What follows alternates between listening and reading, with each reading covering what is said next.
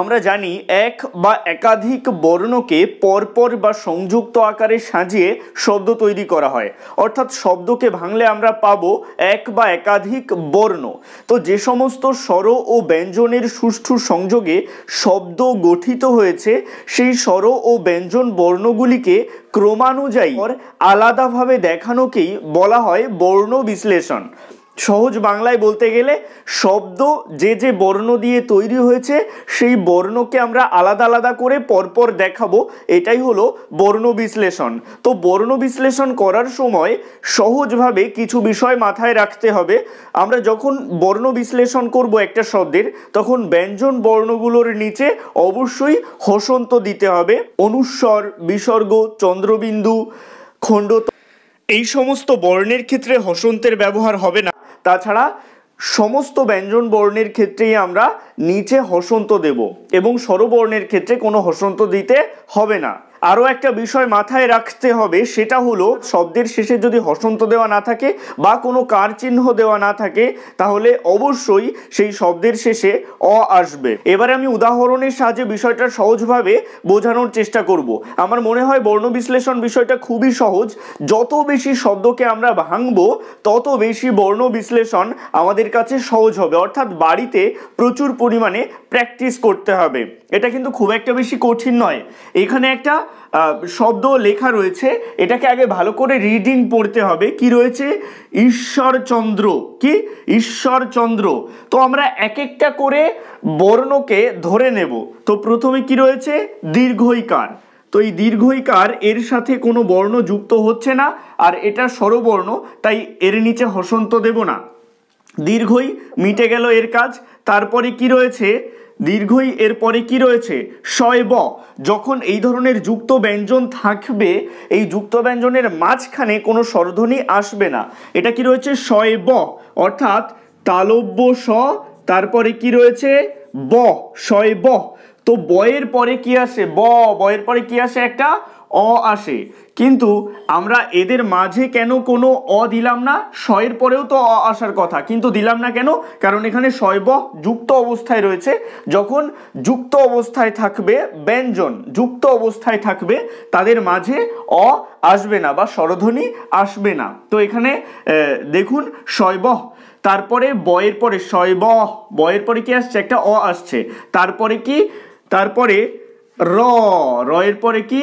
রয়ের পরে একটা অ আসবে।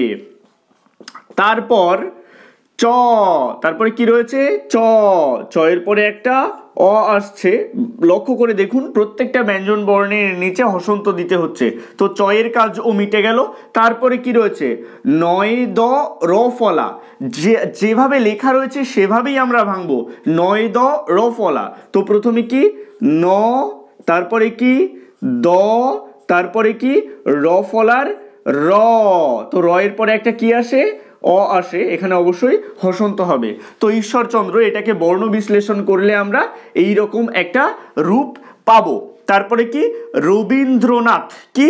রবীন্দ্রনাথ। প্রথমে কি রয়েছে? র। আমরা একটা একটা করে বর্ণ ধরবো। প্রথমে কি? র, র, রয়ের পরে কি আসছে? একটা অ আসছে। দেখুন ব্যঞ্জন বর্ণে অবশ্যই হসন্ত দিতে হবে। তারপরে বয়ে দীর্ঘইকার। তো ব যুক্ত দীর্ঘইকার, এখানে কি হবে? দীর্ঘইকার। বি, এইটুকুর কাজ মিটে গেল। তারপরে কি? নয় দ র ফলা, নয় দ র ফলা, নয় দ, তারপরে কি? র ফলা, র, রয়ের পরে আসে কি? একটা অ। রবীন্দ্র, ফলার পরে একটা অ আসছে, তো এখানে অ দিলাম। রবীন্দ্র, যেহেতু রবীন্দ্র, র ফলার পরেও একটা অ আসবে, এইটুকুর কাজ মিটে গেল। তারপরে নয় আকার। কি? নয় আকার। তো নয় হসন্ত যুক্ত আ, না। তারপরে থ, যদিও রবীন্দ্রনাথ থ শেষে হসন্ত এর মতো উচ্চারিত হয়, তবুও থয়ে যেহেতু কোনো হসন্ত দেওয়া নেই, তাই থ, থয়ের পরে একটা কি আসবে? অ, অবশ্যই দিতে হবে। তারপরে কি? শ্রীমান। কি রয়েছে? শ্রীমান। এটাকে ভালো করে রিডিং পড়ি আমরা যদি ভেঙে ভেঙে। কি হচ্ছে? তালব্য শয় র ফলা দীর্ঘইকার। তো তালব্য শয় র ফলা, র, র ফলার র, দীর্ঘইকার। তো এখানে দীর্ঘই শ্রী, এটুকুর কাজ মিটে গেল। তারপরে কি আসছে, ময় আকার, কি ময় আকার। তো ময় আকার কিভাবে আমরা লিখতে পারি, ময় হসন্ত যুক্ত আ, মা। তো মা, এটুকুর কাজ মিটে গেল। তারপরে নয় হসন্ত, এখানে দেখুন কি নয় হসন্ত, শ্রীমান। তো নয়ের পরে যেহেতু নিচে হসন্ত দেওয়া রয়েছে তাই কোনো অ আসবে না, এখানে নয় হসন্তই আমাদেরকে লিখতে হবে। তারপরের উদাহরণে চলে আসছি।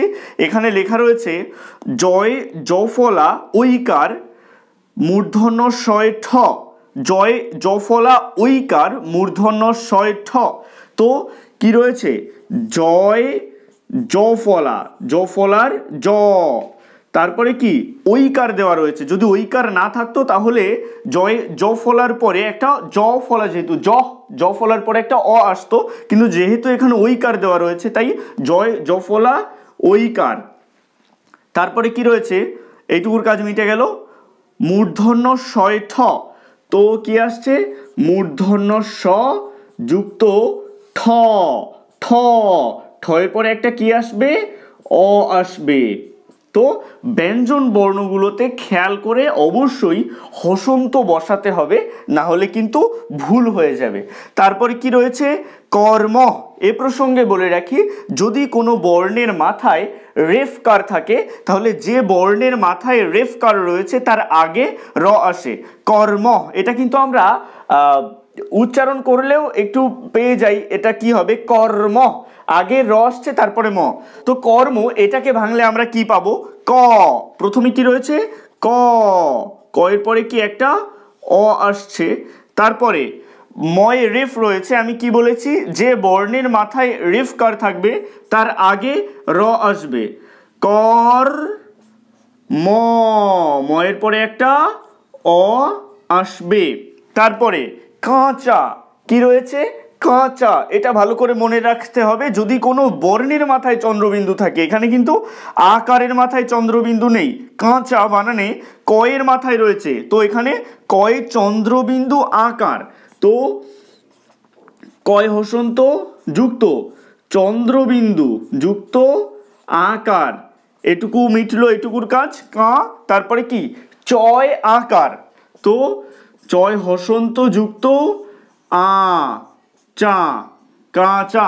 আরো দুটো উদাহরণ দেখে নেওয়া যাক। এখানে রয়েছে লক্ষ্য, তো ল, লয়ের পরে কি আসবে, লয়ের পরে আসবে অ।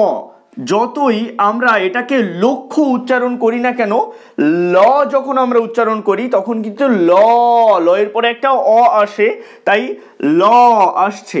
তারপরে ক্ষিয়, ক্ষিয়কে ভাঙলে কি পাওয়া যায়, ক যুক্ত মূর্ধন্য স, লক্ষ্য।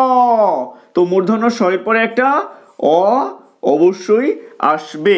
তারপরে নম্র, ন, প্রথমে কি রয়েছে, ন, তো নয় হসন্ত যুক্ত ন।